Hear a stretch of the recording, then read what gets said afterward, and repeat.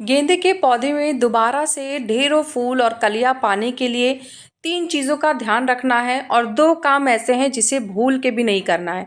तो फिर क्या होगा कि गेंदे में दोबारा से नई कलियां आएंगी, नई ग्रोथ आएंगी और बहुत ही ज़्यादा फूलों की क्वांटिटी बढ़ जाएगी। तो क्या है, कैसे देना है, चलिए फिर वीडियो में बात करते हैं। हेलो एवरीवन, कैसे हैं आप सब लोग। लव फॉर गार्डनिंग में आप लोगों का बहुत बहुत स्वागत है।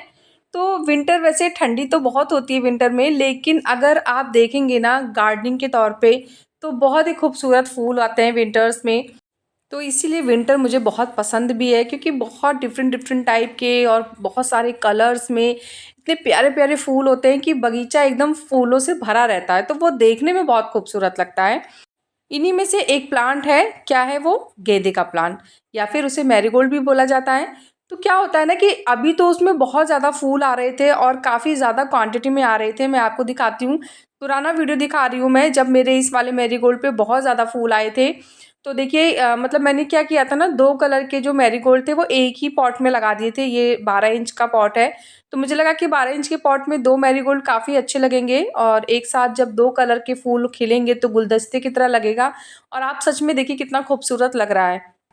तो अभी पिछले कुछ समय में इसमें बहुत ज़्यादा फूल आए थे, बहुत ही प्यारे लग रहे थे और काफ़ी दिनों तक ये फूल टिके रहते हैं। तो देखने में ना गार्डन में बहुत खूबसूरत लगते हैं। पर इनके फूल अब काफ़ी हद तक सूख गए हैं। तो सेम प्रोसेस मैंने अपने पुराने वाले इन वाले मैरीगोल्ड पे भी किया था। देखिए इनमें भी बहुत ज़्यादा फूल आए थे, फिर मैंने इनकी कटिंग प्रूनिंग की और कुछ फर्टिलाइज़र दिए, तो अब आप रिजल्ट देख सकते हैं, इसमें फिर से बहुत ज़्यादा क्वांटिटी में फूल आए हैं। तो सेम ट्रीटमेंट मैं अपने उस वाले गेंदे के प्लांट में भी करने वाली हूँ, तो इसलिए मैंने सोचा कि ये वीडियो आप लोग के साथ शेयर करूँ, ताकि दोबारा से गेंदे में फूल कैसे लाने हैं वो आपको पता चल सके। तो दिखाती हूँ, इस समय देखिए सारे फूल सूख गए हैं प्लांट में। ग्रोथ तो हो रही है और नई कलियां भी आ रही हैं, लेकिन अभी क्या है ना कि इसका कुछ ट्रीटमेंट करना बहुत ज़रूरी है, नहीं तो कलियों के साइज़ काफ़ी छोटे हो जाएंगे और ज़्यादातर कलियां बर्न होना शुरू कर देंगी।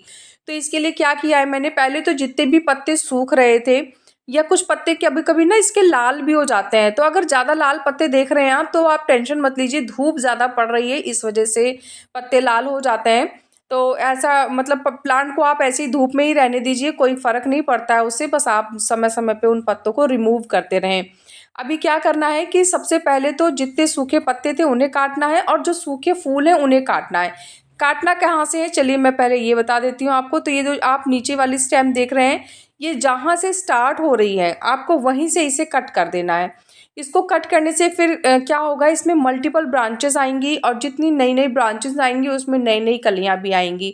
तो ये बहुत तरीका मतलब सही तरीका है प्लांट को बूशी बनाने का। इससे प्लांट बहुत घना बनता है और जितना घना होता है उतना देखने में भी सुंदर होता है, उतनी ही कलियों की क्वांटिटी भी ज़्यादा हो जाती है। तो जो तरीका मैंने आपको बताया उसी तरीके से मैंने बाकी जितने भी फूल सूखे हुए थे उन्हें काट लिया है। ये कुछ फूल बचे हुए जो हैं ये सूखे नहीं हैं, ये अभी ग्रो कर रहे हैं, ये छोटे हैं, तो इसलिए इनको नहीं कट किया है मैंने। और कलियां भी आप देख सकते हैं। अब ये बिल्कुल सही समय है खाद देने का। तो मैंने क्या किया था कि जब फूल काफ़ी हद तक सूखने लगे थे उसी समय मैंने 2 मुट्ठी वर्मी कंपोस्ट और 1 चम्मच नीम की खली डाल दी थी, ताकि प्लांट नई ग्रोथ को बढ़ाना शुरू कर दे। और उस खाद को डाले हुए आज 10 दिन हो गए हैं। अब मैं यहाँ पे दूसरी खाद देने जा रही हूँ और ये वाली खाद 10 दिन बाद देनी है। जब हम वर्मी कंपोस्ट और नीम खली दे देंगे उसके 10 दिन बाद देनी है। तो देने के लिए सबसे पहले मिट्टी की गुड़ाई कर लेनी है, और अगर मिट्टी गीली है तो आप इसको 2-3 घंटे के लिए या 24 घंटे के लिए ऐसे ही छोड़ दें। अभी खाद ना दें, क्योंकि बहुत गीली मिट्टी में खाद नहीं दी जाती है। हल्की फुल्की सी सूखी रहेगी, हल्की फुल्की सी गीली रहेगी तो चलेगा, लेकिन एकदम मतलब गीली दलदली सी जो मिट्टी होती है उसमें खाद नहीं देना चाहिए। अगर आप उस समय खाद देंगे तो वो खाद मिट्टी को नहीं मिलेगी, वो क्या होगा, ड्रेनेज होल से बाहर चली जाएगी। तो इसलिए खाद देते समय मिट्टी हल्की सी सूखी हो वो ज़्यादा ज़रूरी है। खाद की तरह ही इस प्लांट को धूप भी बहुत ज़रूरी है। मतलब आप इसे दिन भर की धूप देंगे ना तो बहुत ही अच्छा रिजल्ट मिलेगा आपको। तो आप इसे ऐसी जगह पे रखेंगे जहाँ पे सुबह से लेके शाम तक जितनी भी धूप आती है वो सारी इसे मिले, तो वो स्पेस बेस्ट होता है। जितनी बढ़िया धूप उतना ही ज़्यादा फूल। चलिए सबसे पहले कौन सी खाद देनी है मैं उसके बारे में बता रही हूँ। तो ये जो आप खाद देख रहे हैं ये है डीएपी। तो मैंने यहाँ पे 6-7 दाने डीएपी के लिए हैं। क्योंकि एक ही पॉट में मैंने 2 प्लांट लगा रखे हैं तो इसलिए मैंने थोड़े ज़्यादा दाने लिए हैं। अगर आपने एक प्लांट लगा रखा है एक पॉट में तो फिर आप 4 से 5 दाने दीजिएगा, इससे ज़्यादा देने की ज़रूरत नहीं है। तो इन दानों को चारों तरफ गमले के ना गुड़ाई करने के बाद, क्योंकि गुड़ाई के बाद मिट्टी भुरभुरी हो जाती है, फिर आप चारों तरफ जब ये दाने डालेंगे और उसके बाद इन्हें मिट्टी में अच्छे से मिक्स करेंगे तो ये बहुत ही आसानी से मिक्स हो जाते हैं। मिक्स करना बहुत ज़रूरी है, क्योंकि क्या होता है कि जब आप मिट्टी के अंदर दबा देते हैं ना खाद को, तो फिर ये पानी पाके ना बहुत तेज़ी से काम शुरू करती है अपना। तो इसीलिए इस तरीके से, जैसे वीडियो में आप देख सकते हैं, मैं खुरपी की मदद से सारी डीएपी को ढक दे रही हूँ मिट्टी से। सेम आपको भी इसी तरीके से खाद देनी है। देखिए, डीएपी एक केमिकल खाद है तो इसकी क्वांटिटी का विशेष ध्यान रखें आप। अगर आपने इसकी क्वांटिटी ज़्यादा कर दी तो प्लांट बर्न होने लगेंगे, सूखना शुरू कर देंगे, तो इसीलिए क्वांटिटी का विशेष ध्यान रखें आप। ये देख रहे हैं आप, मिट्टी कितनी अच्छी दिख रही है इस समय, भुरभुरी मिट्टी है, जबकि अभी मैंने कल परसों में ही पानी दिया था अपने प्लांट को, लेकिन उसके बाद भी कहीं भी देखिए मिट्टी हाथों में चिपक नहीं रही है। मैं देखिए थोड़ा सा मिट्टी छू के आपको दिखा रही हूँ और उसके बाद फिर मैं अपने हाथ आपको दिखाती हूँ कि मिट्टी में गीलापन था या नहीं। ये देखिए हाथ एकदम ड्राई दिख रहे हैं। तो इस तरीके की मिट्टी को ही वेल ड्रेन सॉइल कहते हैं, जिसमें हम पानी देते हैं, वो पानी मिट्टी लेती तो है पर जितना भी एक्स्ट्रा होता है वो ड्रेनेज होल से बाहर निकाल देती है। ऐसी मिट्टी में जड़ों का विकास बहुत तेज़ी से होता है। चलिए अब दूसरी खाद के बारे में बात कर लेते हैं। तो उसके लिए मैंने 1 लीटर पानी लिया है और उस 1 लीटर पानी में मैंने लगभग यहाँ पे 2 ml सीवीड का लिक्विड फर्टिलाइज़र लिया है।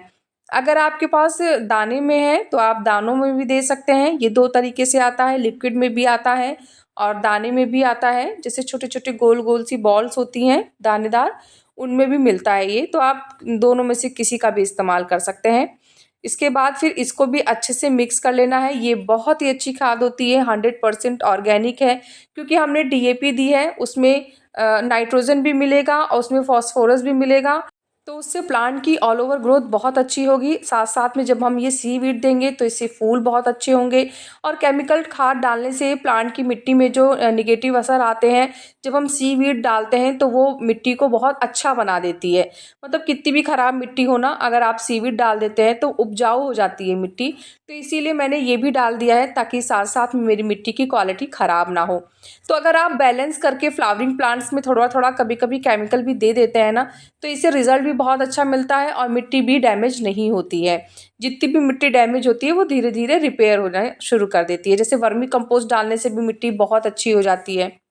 ये दोनों खाद जो मैंने बताया है ये महीने में बस एक ही बार देना है। एक बहुत ज़रूरी चीज़ मैं बता रही हूँ आपको, मैरीगोल्ड के प्लांट को कभी भी ऊपर से पानी नहीं देना चाहिए। हम लोग क्या करते हैं ना कि ऊपर से पानी दे देते हैं, तो जैसे ऊपर मतलब प्लांट के ऊपर, तो क्या होगा, पत्ते गीले होंगे, फिर उसके बाद कलियों पे पानी पड़ेगा और फंगस बहुत तेज़ी से लगेगा, फिर यहाँ पे कीड़े बहुत ज़्यादा आएंगे। और अगर आप नीचे मिट्टी में पानी देते हैं तो फिर ये प्रॉब्लम कभी नहीं आएगी और प्लांट बहुत ही हेल्दी बना रहेगा। दूसरी बात है कि मैरीगोल्ड के प्लांट पे आपको हमेशा इंसेक्टिसाइड का स्प्रे करना होगा। हफ्ते में 1 दिन, अगर इंसेक्ट नहीं है तो हफ्ते में 1 दिन स्प्रे करें, और अगर इस समय इंसेक्ट हैं तो आप 1 दिन छोड़ के इंसेक्टिसाइड स्प्रे करते रहें। अगर आपने ये 2 सावधानियां बरत ली ना तो फिर मैरीगोल्ड का प्लांट बहुत लंबे समय तक चलता है और फूलों की क्वांटिटी भी काफ़ी अच्छी रहती है। फुल सनलाइट देना है, जो खाद मैंने बताई है वो देनी है। समय समय पे फूलों की पिंचिंग करते रहना है। कभी भी प्लांट को ऊपर से पानी नहीं देना है, उसके पत्ते नहीं भीगने चाहिए। जब पानी दें तो मिट्टी में ही दें और इंसेक्टिसाइड का स्प्रे करते रहना है। तो ये सारी सावधानियां अगर आप फॉलो करते रहेंगे, इनका ध्यान रखेंगे, तो मैरीगोल्ड बहुत लंबे समय तक फूल देने वाला प्लांट होता है। तो सारी जानकारी, सारी डिटेल मैंने बता दी है। फिर भी कोई क्वेश्चन कन्फ्यूज़न रहेगा तो आप कमेंट करिएगा। कैसा लगा मेरा आज का ये वीडियो मुझे ज़रूर बताइएगा। अगर आपको वीडियो पसंद आया है तो वीडियो को लाइक करिएगा, चैनल को सब्सक्राइब करिएगा। मिलते हैं फिर नेक्स्ट वीडियो में, तब तक के लिए बाय, टेक केयर।